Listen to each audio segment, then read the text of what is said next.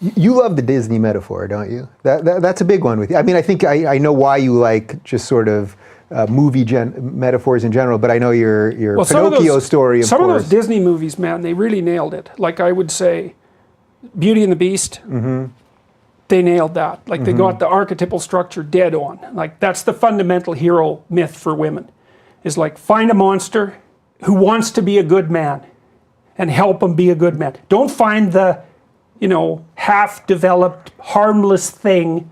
Find the guy he's a monster. He's been through it. Yeah, exactly. And form a relationship with him. Okay, so fine, and that's a scary thing to do, right? And a woman who hasn't had good experiences with men will prefer a man who's, well, the psychoanalytic idea would be castrated essentially, but rendered harmless. Right. Well, he won't hurt me, he's harmless. It's like, harmless is not virtuous. Harmless is dangerous, because harmless people have no force in the world, and so they can't move forward properly, and so then they get resentful and bitter and passive aggressive, and they take things out on their subordinates, and that's a bad thing. So for the woman, it's like you can step on him for a while in his harmlessness, but actually that's truly corrosive for both of you, really. It's terrible. And a woman who's afraid of men can't distinguish competence from tyranny. And so she sees a competent man, she thinks he's a tyrant. She hasn't separated those two things out. So it's like the guy who marries someone and then turns her into his mother, because he can't tolerate the idea that his wife could also be sexual, so he desexualizes her over time and then wonders why he's unhappy sexually when he's 40. Right. Because he can't bridge the gap between mother and mistress, something like that. So yeah, the Disney movies, Beauty and the Beast, nailed it. Little Mermaid, dead on. Sleeping Beauty, dead on. The Lion King, I've done a lot of analysis of. It's a little more on the edge because some of the archetypal themes in it were put in consciously, and so they're more propagandistic in some sense. So it wasn't pure storytelling. That's right. There was a goal. There was a goal. It wasn't pure story. And that's interesting because everything's sort of a goal now, right? Everything that seems to come out of Hollywood is kind of, it's a goal first before the story. Yeah, well, and that just doesn't work over time. I mean, story's everything. And a story is something that you can't contrive it. It has to manifest itself in some sense. The story has an internal logic and its own arc, and if you're aiming it at a moral statement, then it's not art, it's propaganda, and it'll fall flat. Frozen was a good example. That was propagandistic right from the end to the beginning as far as I was concerned. And it was the right propaganda for the time, but I didn't see it. I know my niece loves it, but I didn't see it. No one will watch it in 20 years, I don't think. Whereas they'll be watching, well, The Little Mermaid, for example, or Beauty and the Beast forever, because they're perfect. Pinocchio's pretty much perfect. It gets a little moralistic from time to time.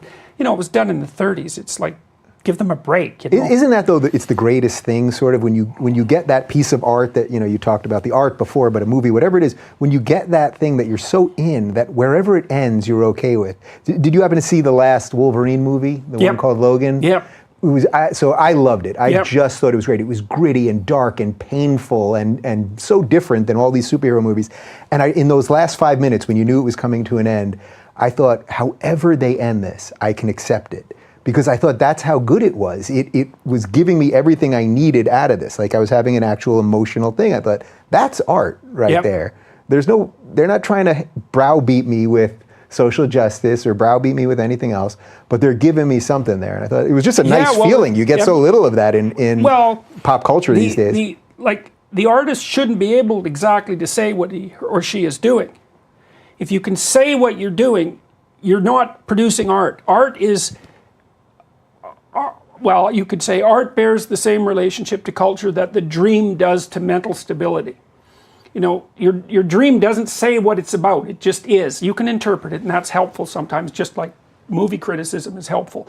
But the dream is something that extends you beyond where you already are. That's why it isn't verbal thought, it's something else. It's like a pseudopod that's going out into the unknown. That's what art is.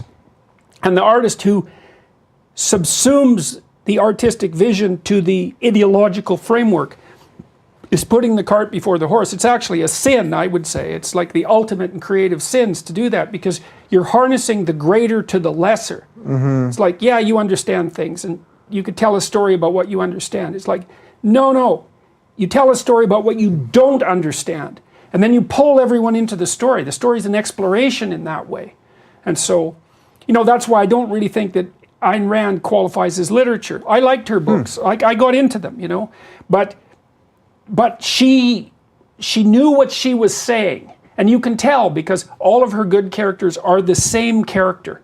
They have different bodies, but they're the same people, and all the bad people are the same people, and they're all voices for a political viewpoint. And she does weave into that a heroic plot, and that redeems it to some degree, but she's not Dostoevsky, because what Dostoevsky did, and then he was the greatest novelist that ever lived as far as I'm concerned, head and shoulders above anyone else I can think of.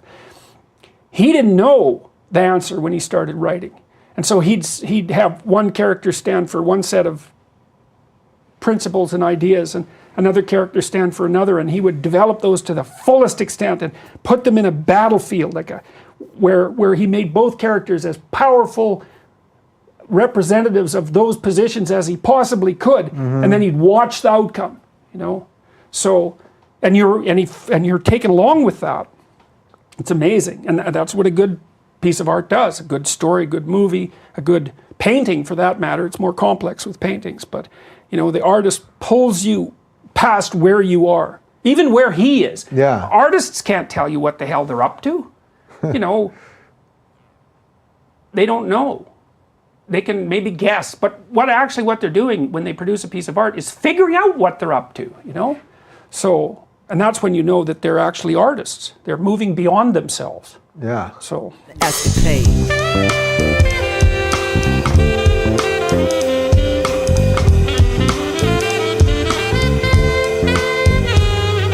A fresh vibration.